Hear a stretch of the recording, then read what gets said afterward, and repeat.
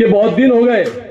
हमारे बहु बैठे राजपूत नाना का कहना है, हमारे विजू भाऊ का, कि तुमने सिर खुरमा कब से खिलाई थी, तुम बहुत कंजूस है बोले। और मैं बोला कंजूसी नहीं है इसके अंदर। मैं आपको ये बताते चलूं सर जी कि जिस वक्त में मेरे बड़े भाई अशोक श्रीराम और हमारे विजू भाऊ, ये दोनों जब हम बैठे थे उनके ऑफिस में, तो उनका यह कहना है कि यार जब भी दिवाली आती थी तो 10-15 मुसलमान आते थे, 10-20 हिंदू आते थे और हम उनको फराल वगैरह सब कराते थे।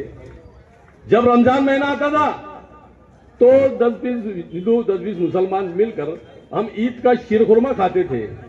लेकिन हमारे देश को क्या लगा, क्या इसको ऐसा कुछ लग गया कि हिंदू मुसलमान के अंदर इतना तनाजा पैदा हो गया, ना हमको कोई शीरखुरमा खाने बुलाता है, ना कोई फराल के लिए हम बुलाते। तो मैं आपको यही कहना चाहूंगा कि ये जो दूरियां है, ये हिंदू मुस्लिम की जो दूरियां है, ये मैं आपको बताना चाहूंगा किसी शैतान का हाथ है। कि राम ने कहा रहीम से हमारी तुला रास है। राम की भी तुला रास है और रहीम की भी तुला रास है, लेकिन तीसरा आदमी कौन है देखना वो भी, कि राम ने कहा रहीम से हमारी तुला रास है। और हिंदू मुस्लिम में झगड़े लगाना किसी शैतान का हाथ है, शैतान की भी तुला रास है। तो मैं आपको बताना चाहूंगा कि ये हिंदू मुस्लिम में जो झगड़े लगते हैं, ये कुछ लोग होते हैं सर, ये कुछ लोग होते हैं। लेकिन जैसे आपने कहा तो हमारा दिल वो हो गया कि सही बात है। आपने कहा कि कौमी एकता के ऊपर कौमी हिंदू मुस्लिम को जोड़ के रखना चाहिए, लेकिन हमने ये कर दिया साहब कि मंदिर मस्जिद गुरुद्वारों में बांट दिया भगवानों को, मंदिर मस्जिद गुरुद्वारों में बांट दिया भगवानों को। अरे धरती बांटी सागर बांटा, मत बांटो इंसानों को। आपने सब तो बांट दिया। मैं कहता हूं कि मेरे अल्लाह है, इधर कहते कोई राम का मंदिर है, इधर कहते क्रिश्चियन का मंदिर है, और ये सब बातें हमने बांट दी। ठीक है, वो जिसकी उसकी धार्मिक भावनाएं सब करते हैं, लेकिन हम जो है, हम एक इंसान है, हम भारतीय लोग हैं, भारत में रहने वाले लोग हैं, तो हमको मत बांटो, हम आपस में एक हो जाओ। हर आदमी कहता है। और मैं बताना चाहूंगा कि सर मैं कई बार ऐसे गांव जाता हूं तो एक हिंदू भाई, हम गाड़ी से जा रहे थे मालेगांव के लिए, मेरी गाड़ी का दरवाजा खुला था। एक हिंदू भाई ने, मेरी गाड़ी 80 के स्पीड में चल रही थी, वो भाई ने रोका और स्पीड उनकी नौबत करके बोला कि भाई आपका दरवाजा खुला है। अगर वो ये सोच ले दिल में कि ये मुसलमान की गाड़ी जा रही है, खुला रहने दो, साला का भले मरे दो, उसको एक्सीडेंट हो जाने दो उसका, लेकिन नहीं, ये हमदर्दी है। और एक कुछ लोग ऐसे गांव में हैं जो ये काम को अंजाम देते हैं। तो मैं आपसे ये गुजारिश करूंगा, ये शीरपुर शहर है और शीरपुर शहर एकता का प्रतीक है। अमरीश भाई ये कहते हैं, भूपेश भाई ये कहते हैं कि शीरपुर शहर जो है, सर हम जब कांग्रेस में थे, अमरीश भाई हम सब कांग्रेस में थे, बीजेपी के भी लोग थे, अमरीश भाई यही बोला करते थे कि शीरपुर शहर शांत रहना चाहिए। आप सब मुसलमान हैं, लेकिन ताप्ती के उधर क्या होता है वो नहीं चाहिए हमको। शीरपुर शहर में कुछ भी होता है तो मैं बैठा हूं आपके लिए, लेकिन आप शांतता रखे, ये उनका कहना था। और हम शीरपुर शहर के लोग वही करके चलते हैं। लेकिन आज ऐसा हो गया सर कि हम कांग्रेस के लोग सब अमरीश भाई में बीजेपी में चले गए, तो झगड़े का कोई संबंध ही नहीं आता। सब हम एक हो गए, कांग्रेस बीजेपी राष्ट्रवादी हम सब एक हो गए। और ये जो है, ये एक चीज हमने बना के रखी अमरीश भाई की वजह से। शीरपुर मुसलमान बांधवांना मी ईद मिलन निमित्त सगळ्यांना शुभेच्छा देतो। आपण सगळ्यांनी 6 महिना आपण रोजा केल्या, परमेश्वराच्या यादीमध्ये आपण 6 महिने यादमध्ये राहिले, अल्लाहच्या यादमध्ये आपण सगळे राहिले, आणि आज आपण प्रेमाने ईद मिलन कार्यक्रम ठेवलेला आहे।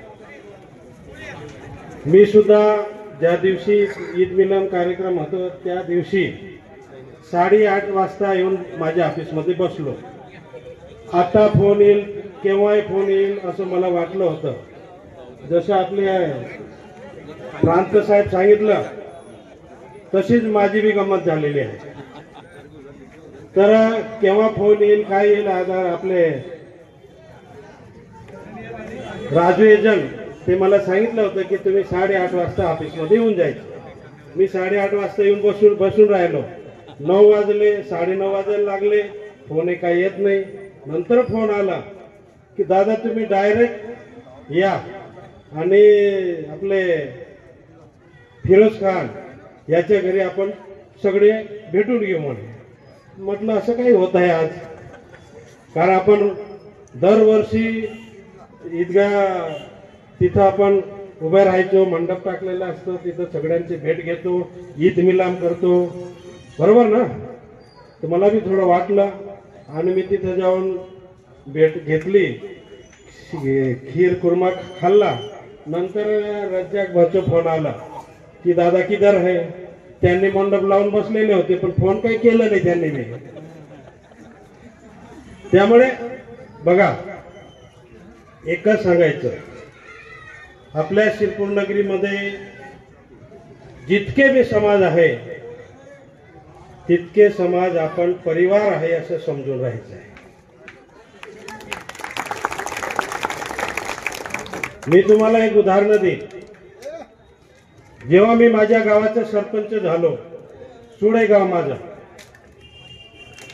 आणि तेव्हा मी विचार केला की मी आता गावाचा सरपंच झालो तर मी गावामध्ये असं राहणार आहे की माझ्या गावामध्ये जितके समाज राहत असेल त्याच्यामध्ये एक समाज, एकच घर असेल, ते सुद्धा माझ्यासारखं जीवन जगेल, शांतीने जीवन जगेल, असं मी त्या टायमाला माझ्या गावाचं सरपंच असताना मला वाटलं आणि केलं मी. नंतर मी जिल्हा परिषद सदस्य झालो. जिल्हा परिषद सदस्य झाल्यानंतर मी विचार केला की माझ्या गटामध्ये जितके बी समाज राहत असेल, माझ्या मतदारसंघामध्ये जितके बी समाज राहत असेल, ते माझे एक परिवार आहे, असं जीवन जगलं पाहिजे.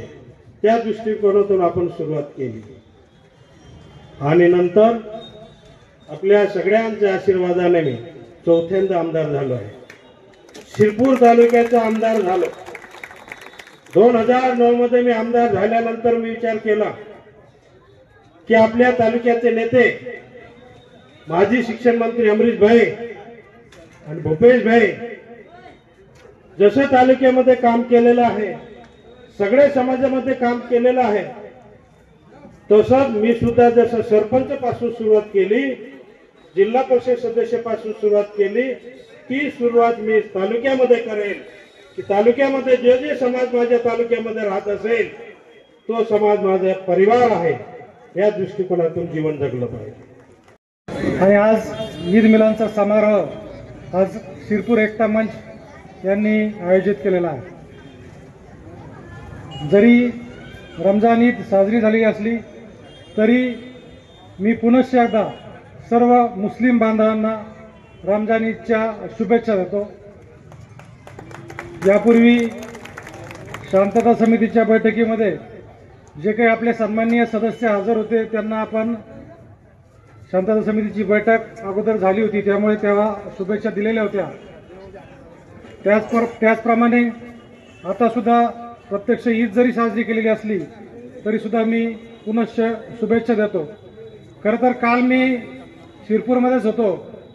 मी काल दिवसभर वाट पाहत होतो की शिरखुर्मा कुठून तरी येईल, परंतु मला घरी पण विचारलं गेलं की शिरपूरमध्ये तुमचे कुणी मित्रमंडळी झाली नाही का. कारण आतापर्यंत ज्या ज्या ठिकाणी मी सर्व्हिस केली त्या त्या ठिकाणी ते लोक ठरवून घ्यायचे, एक दिवस मी शिरखुर्मा देईल, दुसऱ्या दिवशी दुसऱ्या दिवशी देतील आणि ईदच्या दिवशी दिले तर मग वाया जाईल. म्हणून टप्प्याटप्प्याने एक दिवस एकाचा, एक दिवस दुसऱ्याचा. आणि काल संध्याकाळी शेवटी मला खरं सांगायला हरकत नाही की मी घरीच आमच्याकडे जी शेवयाची खीर असते ती शेवयाची खीर तयार केली आणि शिरखुर्मा म्हणून खाल्ली. तर आज त्याच्यामुळे जेव्हा दुपारी मला आमंत्रण आलं तेव्हा मी त्यांना सांगितलं की मी येईल निश्चित आणि माझ्या निदान ह्या पुढच्या 2-4 दिवसात तरी शिरखुर्म्याची व्यवस्था झाली असं मी समजायला हरकत नाही. तर गमतीचा भाग सोडून द्या, परंतु शिरपूर शहर अत्यंत सगळ्यांचं सौहार्दाने किंवा एकतेने सर्व जे काही सण उत्सव आहेत ते साजरे करतात. आपल्या शिवजयंती असो, गणेशोत्सव असोत किंवा वेगवेगळ्या जयंती उत्सव असोत त्या सगळ्या जयंती उत्सवामध्ये हिंदूंच्या सर्व सणांमध्ये सर्व मुस्लिम बांधव अत्यंत हिरिरीने सहभागी असतात आणि हिंदूंच्या सणामध्ये ज्या पद्धतीने मुस्लिम बांधव हिरिरीने सहभागी असतात त्याच पद्धतीने मुस्लिमांच्या सर्व सणांमध्ये आपल्या इथले सर्व हिंदू बांधव अत्यंत पुढाकाराने आणि अत्यंत एकतेच्या भावनेने सहभागी असतात. आता पुढे आपल्याकडे महात्मा फुलेंची जयंती आहे, डॉक्टर बाबासाहेब आंबेडकरांची जयंती आहे. त्या जयंती आणि त्या उत्सवामध्ये सुद्धा मुस्लिम बांधव अत्यंत शांततेने आणि एकत्रितपणे सहभागी असतात. या वर्षभराच्या सर्व सणांमध्ये ज्या पद्धतीने आपण सर्व एकत्र सहभागी होऊन सण साजरे करतो तशाच पद्धतीने सर्व यापुढचे सुद्धा सण आपण साजरे करावेत, अशा प्रकारची विनंती, अशा प्रकारची अपेक्षा मी व्यक्त करतो. आणि